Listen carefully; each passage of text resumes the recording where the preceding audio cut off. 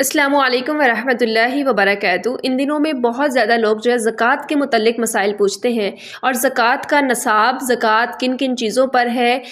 کس چیز پر کتنی زکوٰۃ بنتی ہے، اور کیا ہر ایک نے زکوٰۃ دینی ہے، کس پر فرض ہے، اور کس کس کو دی جا سکتی ہے۔ اس طرح بہت سارے سوالات زکوٰۃ کے متعلق ہیں، جن کا آج میں انشاءاللہ آپ کو قرآن و حدیث کی روشنی میں مختصر سی ویڈیو میں مکمل اچھے انداز سے اور آسان انداز میں سمجھاؤں گی، تاکہ ہر ایک کو زکوٰۃ کے متعلق مکمل طور پر سمجھ آ جائے اور کوئی بھی سوال باقی نہ رہے۔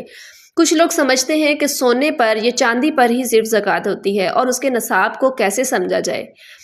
اور کچھ لوگ جو ہے وہ اس چیز میں شک میں رہتے ہیں کہ کیا پراپرٹی پر، مال تجارت پر، گھر پر، گاڑی پر، یا آپ کے پاس جو نقد رقم ہے اس پر، ان سب چیزوں پر بھی زکوٰۃ ہے یا نہیں۔ تو آئیے قرآن و سنت کے مطابق جانتے ہیں۔ سب سے پہلے تو قرآن مجید میں آپ دیکھیں تو زکوٰۃ کا بہت زیادہ ہمیں ذکر ملتا ہے۔ اللہ تعالیٰ نے جہاں کہیں بھی نماز کا ذکر فرمایا، ساتھ ہی زکوٰۃ کا ذکر ضرور فرمایا۔ سورہ بقرہ میں اللہ تعالیٰ اسی طرح فرماتے ہیں وَأَقِیمُوا الصَّلَاةَ وَآتُوا الزَّکَاةَ، نماز قائم کرو اور زکوٰۃ ادا کرو۔ کئی مقامات پر اللہ تعالیٰ نے ایسے ہی فرمایا ہے۔ پھر سورہ توبہ میں اللہ تعالیٰ نے فرمایا کہ ان کے مالوں میں سے زکوٰۃ لے لیجئے، تاکہ آپ اس کے ذریعے انہیں پاک اور صاف کر سکیں۔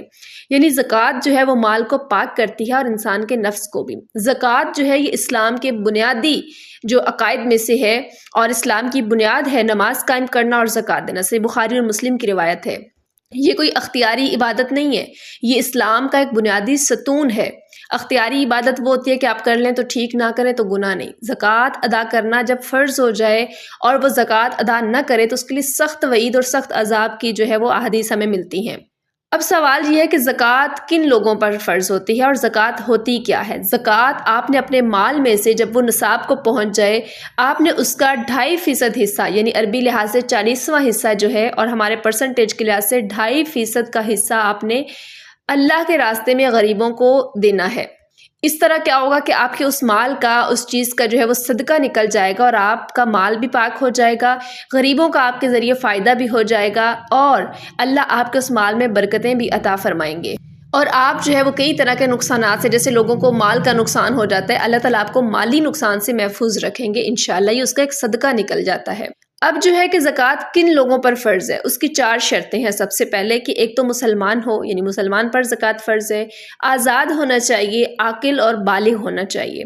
نصاب کا مالک ہو، اور 1 سال گزر جائے، یعنی قمری سال جو ہوتا ہے، چاند کا سال، یہ پورا 1 سال اس مال پر گزر جائے جو آپ کے پاس موجود ہے، تو اب زکوٰۃ فرض ہو جاتی ہے۔ اب سوال یہ ہے کہ اس کا نصاب کیا ہے، یعنی کتنا مال ہمارے پاس ہوگا، کیا چیز ہوگی تو ہمیں زکوٰۃ دینی ہوگی، فرض ہوگی۔ اس میں 2 طرح کی چیزوں سے جو ہے وہ یہ نصاب متعین کیا جاتا ہے، سونا اور چاندی۔ سونا اور چاندی، نبی کریم صلی اللہ علیہ وسلم نے سونے کے متعلق سنن نبی داؤد میں روایت ہے، آپ صلی اللہ علیہ وسلم نے فرمایا کہ جب تمہارے پاس 20 دینار ہوں اور 1 سال گزر جائے تو اس میں زکوٰۃ ہے۔ 20 دینار جو ہے وہ تقریباً 85 گرام کا جو ہے وہ سونا بنتا ہے، یعنی ہمارے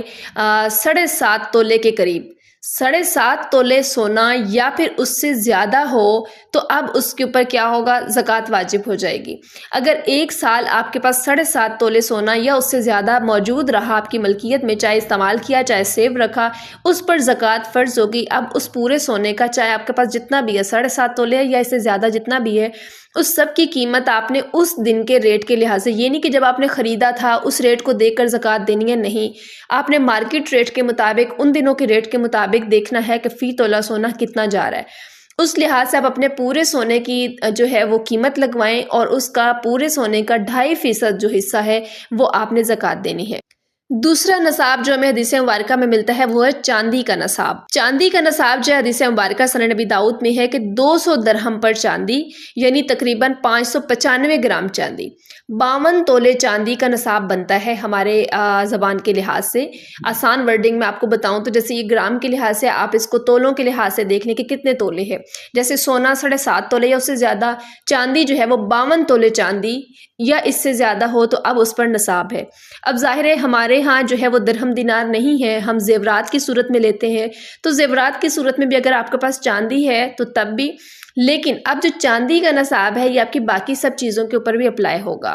اگر آپ کے پاس چاندی تو نہیں ہے لیکن آپ کے پاس اتنی رقم سیو رہی، نقد کیش جو ہے وہ آپ کے پاس اتنی سیو رہی 1 سال کہ اس کی قیمت جو ہے وہ 52 تولے چاندی کے برابر بن جاتی ہے، یعنی مارکیٹ ریٹ کے مطابق آج کل کا آپ ریٹ دیکھ لیں، جن دنوں آپ نے زکوٰۃ دینی ہے ان دنوں آپ نے مارکیٹ ریٹ دیکھنا ہے، کیونکہ سونے چاندی کا ریٹ روزانہ کی بنیاد پر اوپر نیچے ہوتا رہتا ہے۔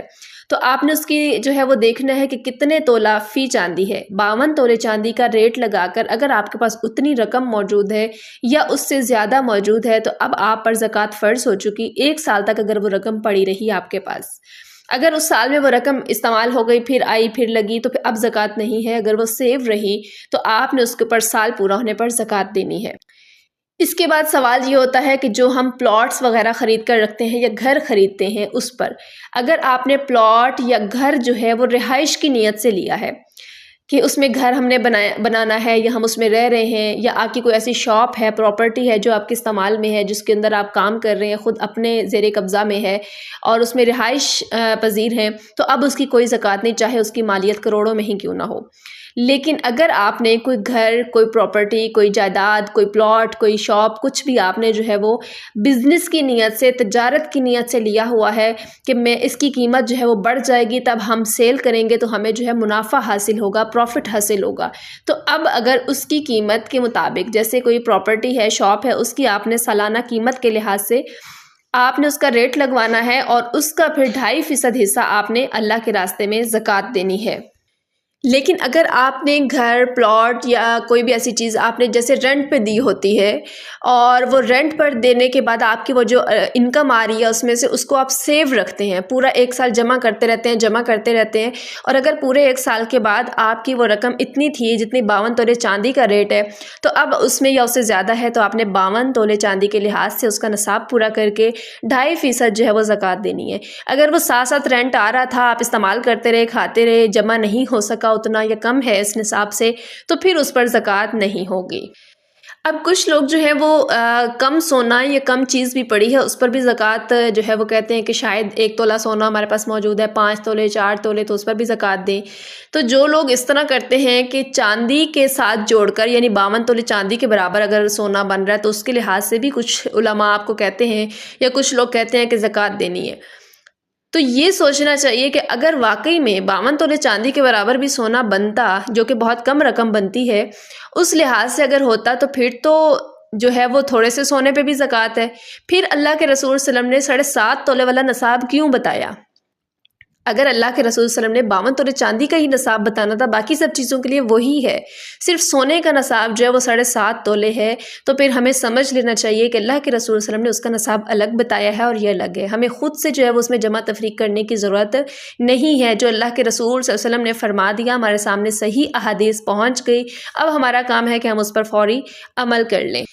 اب اس کے بعد ہے کہ زکوٰۃ کن لوگوں کو دی جائے۔ بہت سارے لوگ جو ہے زکوٰۃ دینے کے بارے میں سوچتے ہیں کہ کن کو زکوٰۃ دینی چاہیے ہمیں، تو ان کا ذکر بھی ان کے مصارف جو اللہ تعالیٰ نے قرآن مجید میں بیان فرما دیے۔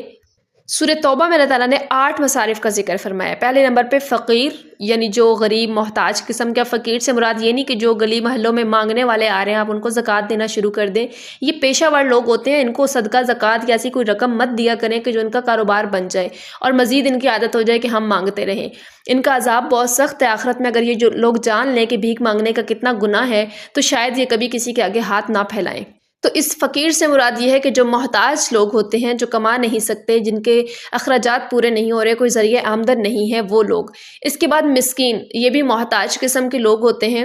عاملین وہ لوگ جن کو حکومت کی طرف سے جو ہے وہ متعین کیا جاتا ہے کہ آپ لوگوں سے زکوٰۃ اکٹھی، جیسے آپ وسلم جو ہے وہ صحابہ کرام کو بھیجتے تھے کہ فلاں فلاں علاقے سے زکوٰۃ اکٹھی کر کے لے کر آئیں، تو ظاہر ہے وہ بھی اتنی محنت کر رہے ہوتے ہیں، اپنے سب کام کاج چھوڑ کے زکوٰۃ اکٹھی کرنے دوسرے شہروں میں اور ملکوں میں نکل جاتے تھے صحابہ کرام، تو ان کے لیے بھی فرمایا۔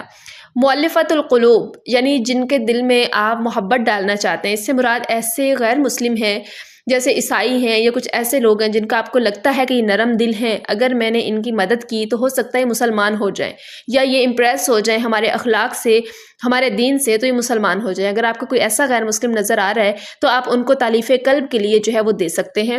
یا جو نئے مسلمان ہوتے ہیں، اگر وہ ان کے اخراجات پورے نہیں ہوتے اور وہ مستحق ہیں تو ان کو بھی دے دینا چاہیے تاکہ وہ اسلام کے اور قریب رہیں۔ لیکن اس سے مراد یہ نہیں کہ آپ غیر مسلموں کو دینا شروع کر دیں۔ تالیف قلب سے مراد ہے جس کا آپ کو نظر آ رہا ہے کہ یہ محبت میں آ جائے گا اور یہ دین اسلام کے قریب ہو جائے گا، ان کو دے سکتے ہیں۔ اس کے بعد 5ویں نمبر پہ غلام آزاد کرانا۔ اگر کوئی غلام ہے اس کو آزاد کروانا۔ آج کل غلام والا سسٹم تو نہیں ہے ہمارے ممالک میں، ہاں یہ ہے کہ آج کے دور میں اگر کوئی بے قصور آدمی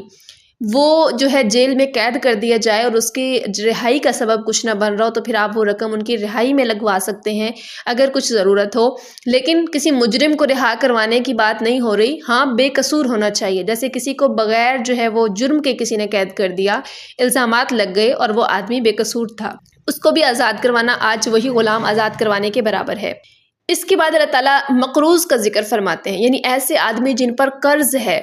اب وہ قرض تبھی نہیں دے پا رہے کہ ان کے پاس اتنا ذریعہ آمدن نہیں ہے۔ ایسے لوگ نہیں جو جان بوجھ کر عادت ہوتی ہے کروڑوں کے بزنس کر رہے ہیں اور 2 کروڑ اور جو ہے انہوں نے قرض اٹھا لیا تو اب وہ زکوٰۃ کے مستحق نہیں ہو گئے۔ ایسے لوگ جن پر قرض ہے اور ان کا کوئی ذریعہ آمدن اتنا خاص نہیں کہ وہ اپنا قرض اتار سکیں، وہ اس پریشانی میں ہیں، تو ان کا قرض بھی آپ زکوٰۃ کے ذریعے اتار سکتے ہیں۔